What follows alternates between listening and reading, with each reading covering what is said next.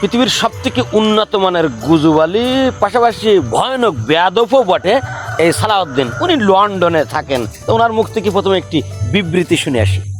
আমাদের মাননীয় প্রধানমন্ত্রী বঙ্গবন্ধু শেখ হাসিনা ইনশাল্লাহ খুব শীঘ্রই ইনশাল্লাহ দেশে ফিরবেন। প্রধানমন্ত্রী হিসাবে ইনশাল্লাহ বাংলাদেশের মাটিতে উনি দেশে ফিরবেন। সো এখন আমাদের কাজ হচ্ছে যে আন্তর্জাতিক পর্যায়ে যে কাজগুলো যারা করা দরকার তারা আন্তর্জাতিক পর্যায়ে তারা তাদের কাজগুলো করতেছে। শেখ হাসিনা সংবর্ধনা কমিটি, ওয়ার্ড কমিটি, থানা কমিটি, জেলা কমিটি, নগর কমিটি, ওয়ার্ড কমিটি গঠন করতে হবে। শুনলেন তো, শেখ হাসিনা প্রধানমন্ত্রী দেশে ফিরছে, তো ওনার নেতা কর্মীরা প্রস্তুতি নিচ্ছে। সালাউদ্দিন, উল্লুকি পাঠা, তোমরা প্রস্তুতি নিচ্ছ, আর আমার শুভাকাঙ্ক্ষী যারা রয়েছে গোটা বাংলাদেশ, মানে বাংলাদেশ যেদিকে ঝোঁকে আমি সেই দিকেই ঝুঁকে থাকি। তা আমার বাংলাদেশ প্রস্তুতি নিয়ে রেখেছে অনেক আগেই, ঠিক আছে। 5ই আগস্টে একটা প্রস্তুতি নিয়েছিল, কিন্তু কোনো প্রকার কোনো একটা চক্রান্তে সেই 5ই আগস্টে তোমরা জাইমাই করিয়ে তোমাদের নেত্রীকে পার করতে পেরেছো।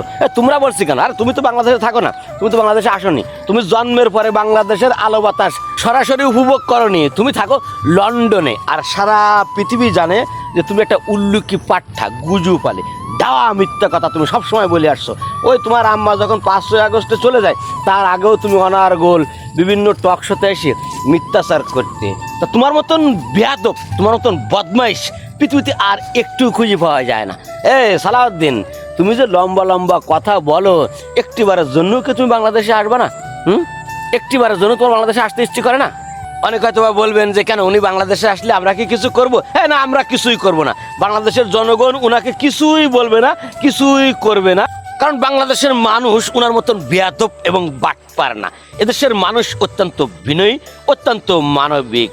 ওই গত 5ই আগস্টের আগে কি আওয়ামী লীগের শীর্ষ নেতারাও দায়িত্ব নিয়ে বিবৃতি দিত, যদি শেখ হাসিনার কোনোভাবে পতন হয় তো ওনাদের কারো বাড়িঘর ঠিক থাকবে না, এমনকি ওনার দলের লক্ষ লক্ষ নেতাকর্মীদের প্রাণ চলে যাবে। অথচ 5ই আগস্টের পরে এই রাষ্ট্রের জনগণ কিন্তু আওয়ামী লীগের কাউকে টার্গেট করি নাই, কাউকে কিছু বলি নাই, কারো কোনো বাড়িঘর ধরে হাত দেয় নাই। সেই ধারাবাহিকতা নিয়ে আমরা স্পষ্ট পরিষ্কার ভাষায় বলতে পারি বাংলাদেশের জনগণ খারাপ না। অর্থাৎ এই সালাউদ্দিন যদি বাংলাদেশে কখনো আসে, এই রাষ্ট্রের জনগণ ওনাকে কিছু বলবে না। সালাউদ্দিন, আমরা শুধু তোমার সাহস দেখতে চাই। যদি তুমি সাহস করে বাংলার জমিনে আসতে পারো, বাংলার জমিনে কেউ তোমাকে স্পর্শ করবে না, কারণ বাংলার জনগণ তোমাদের মতন হিংস্র জঙ্গলি জানোয়ার না। এতটুকু সৎ সাহস কি তোমার আছে? নাই। তুমি কি করছো? রাজু ভাস্কর্যের একটা ছবি পিছনে লাগিয়ে এডিট করে তোমার স্বপ্ন সাত পূরণ করতেছো। বাংলার জমিনে কখনো তো তুমি আসবে না, সেটি পাগলেও জানে। তুমি কি করবা? ওই বাংলাদেশের এখানকার একটা ছবি, সেখানকার একটা ছবি পিছনে লাগিয়ে, মানে ব্যাকগ্রাউন্ডে লাগিয়ে ভিডিও করে সান্ত্বনা নিবা। বলদ, বাদদামের একটা সীমা রয়েছে, বুঝছো? মানুষ হওয়ার চেষ্টা করো। পশু প্রাণী পর্যন্ত লজ্জা পায় তোমার বিবৃতি শুনে, বুঝছো? মানুষ হয়ে যেভাবে মিথ্যা কথা বলো, যেভাবে উস্কানি দাও, তাতে করে স্পষ্ট প্রমাণ হয় তুমি মানুষ নও, তুমি পশুর থেকে নিকৃষ্ট। এটি আমার কথা। সবাই ভালো থাকবেন। খোদা হাফেজ। বাংলাদেশ জিন্দাবাদ।